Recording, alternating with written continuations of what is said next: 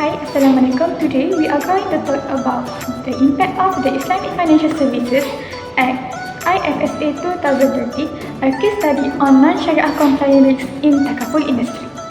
For introduction, the Islamic Financial Services Act IFSA 2013 was introduced to ensure that the takaful industry in Malaysia follows Sharia principle properly and operates in more structured way. However, there are still several challenges that can lead to Sharia non-compliance. So these issues show that there is still a gap between Islamic and conventional system. Therefore, it is important to identify these challenges and improve the system to ensure better Sharia compliance in the takaful industry. The problem statement. So, the takaful industry still has similarity with conventional insurance, especially in pricing and investment methods, which can confuse people about Sharia compliance. At the same time, the implementation of Sharia compliance is often slow because companies need to change the system and policies, and there is also a lack of experts. In addition, IFSA 2013 imposes heavy penalties, causing financial pressure on companies and making it difficult for them to balance between compliance and profit. The takaful industry also faces a shortage of skilled workers who have knowledge in both finance and Sharia, which slows down the operation. In addition, Sharia non-compliance can damage a company's reputation, which can cause the customer to lose trust and lead to financial losses. There are two objectives of this study. First, to identify the factors that cause Sharia non-compliance risk. Second, to examine whether the internal control functions are effective in managing this risk. And third, to suggest improvements in governance and technology to reduce compliance issues.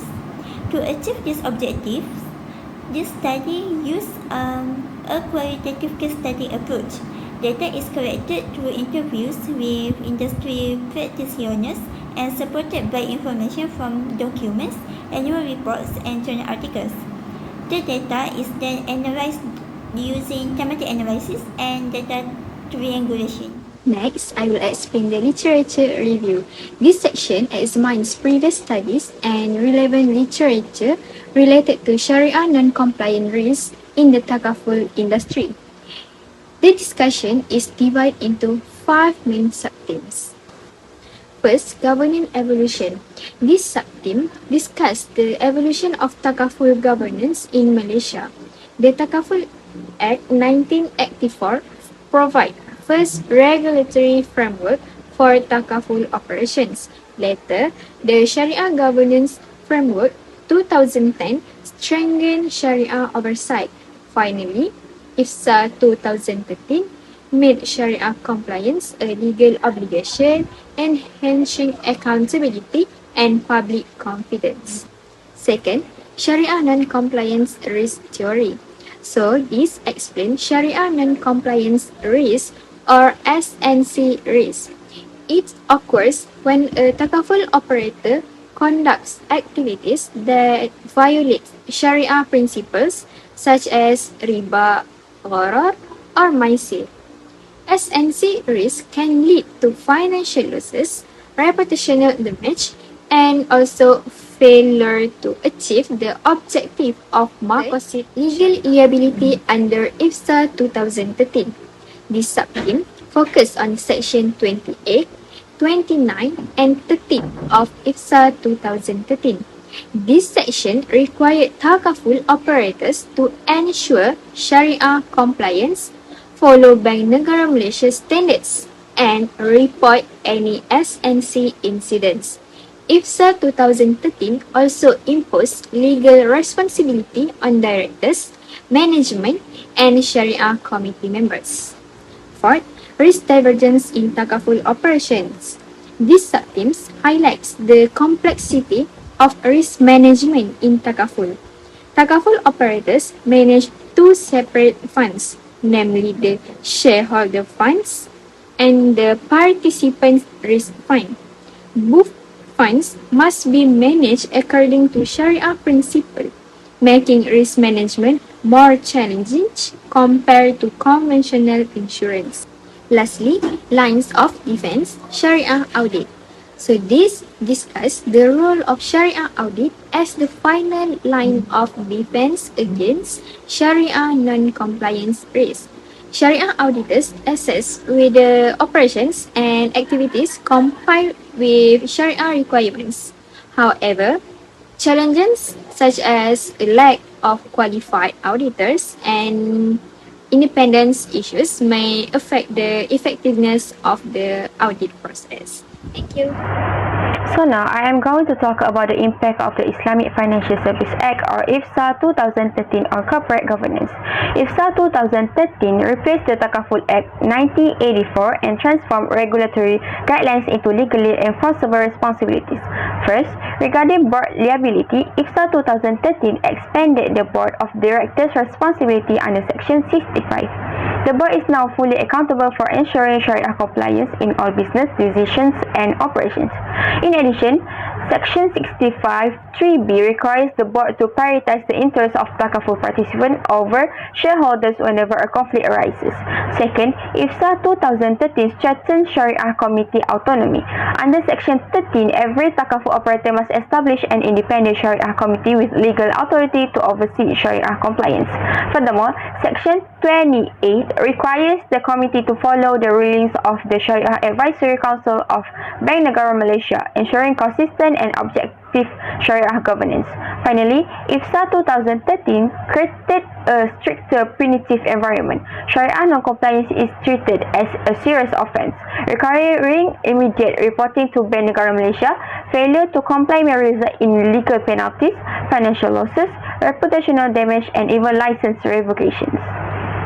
Next, I am going to talk about the operationalization of Sharia risk management control under IFSA 2013.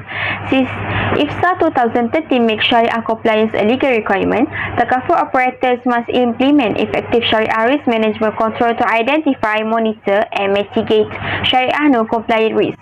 There are three main sources of risk. For the first one is product design flaws, where a product may not align with the principles of its underlying Sharia contract, such as wakalah or mudharabah. Also, unclear terms and conditions may also create gharar or excessive uncertainty, leading to Sharia non-compliance.